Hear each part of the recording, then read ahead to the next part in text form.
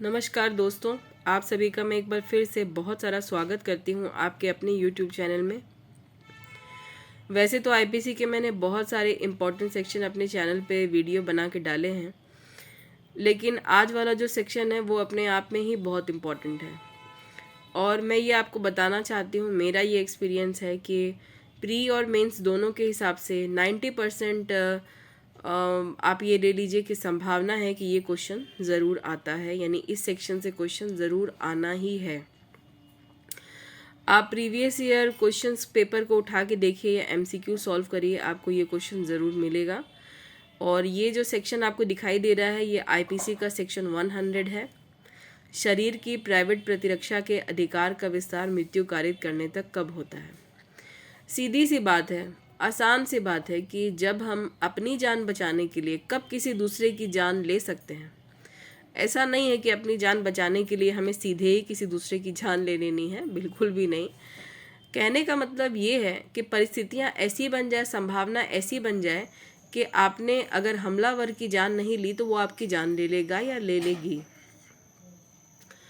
तो यहाँ पर वो उन्हीं परिस्थितियों की चर्चा की गई है जहाँ पर अगर आप अपने आप को बचाने के लिए किसी और की जान अगर ले लेते हैं तो उसके लिए आपको सज़ा नहीं होगी, कानून आपको सज़ा नहीं देगा। तो आइए देखते हैं वो परिस्थितियाँ कौन सी है। सबसे पहले जो परिस्थिति दिखाई दे रही है कि हमला अगर ऐसा है जिससे हमलावर के को देख करके यह आशंका लगाई जा सकती है कि वो जो है मारने ही आ रहा है या आ रही है, यानी हमला जो हो रहा है उससे मृत्यु होने की पूरी संभावना है। तो अगर कोई व्यक्ति अपने आप को ना बचाए तो उसको तो मार ही डालेगा जो हमला करने आ रहा है। तो ऐसी सिचुएशन में जहाँ किसी को ये लगता है कि अगर उसने अपनी जान बचाने के लिए सामने वाले को नहीं मारा तो वो तो ऊपर पहुँच ही जाएगा। तो ऐसी सिचुएशन में अगर कोई व्यक्ति अपनी जान बचाने के लिए दूसरे की जान ले लेता है तो उसके लिए उसे सज़ा नहीं होगी। दूसरा आपको दिख रहा है कि यहाँ पर ये दिख रहा है कि हमला जब हो रहा है तो हमले से ये पता चल रहा है कि अगर हमलावर को रोका नहीं गया और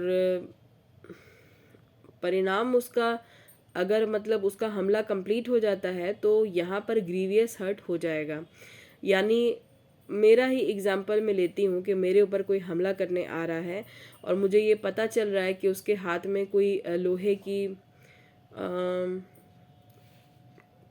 लोहे का कुछ है जिससे वो मुझ पर हमला करने वाला। तो मुझे ऐसा पूरी तरीके से ये आशंका दिख रही है कि अगर मैंने उसे रोका नहीं तो वो तो मेरी हड्डी पसली तोड़ ही देगा। तो यहाँ पर अगर मैं हमला करने वाले की जान ले लेती हूँ अपने आप को ग्रीवियस हर्ट से बचाने के लिए, तो ये यहाँ पे सज़ा के काबिल नहीं होगा। तीसरे नंबर पे है बलात्कार, कि अगर कोई व्यक्ति किसी महिला पर, अब इसके आगे मैं क्या बोलूँ कि किसी पुरुष पर तो बलात्कार हो रहा नहीं, होता नहीं है, तो किसी महिला को अगर ऐसा लगता है कि उसके साथ बलात्कार की संभावना है तो वो बलात्कार करने वाले व्यक्ति की जान ले सकती है अपने आप को बचाने के लिए। चौथा में है प्रकृति के विरुद्ध काम तृष्णा की तृप्ति के आशय से अगर कोई हमला करता है तो भी कोई व्यक्ति अपने आप को बचाने के लिए उसकी जान ले सकता है। पाँचवें नंबर पे है कि अगर किसी को ऐसा लगे कि अगर सामने वाले की जान नहीं ली गई, उसे रोका नहीं गया, तो यहाँ पर अपहरण और व्यपहरण हो जाएगा, दोनों में से कोई भी। और छठे नंबर पे है कि हमला वो इसलिए कर रहा है किसी व्यक्ति पे कि उसे वो सदोष परिरोध में डाल सके। तो सदोष परिरोध से बचने के लिए आप अगर उसकी जान लेंगे तो इसके लिए आपको सज़ा नहीं होगी।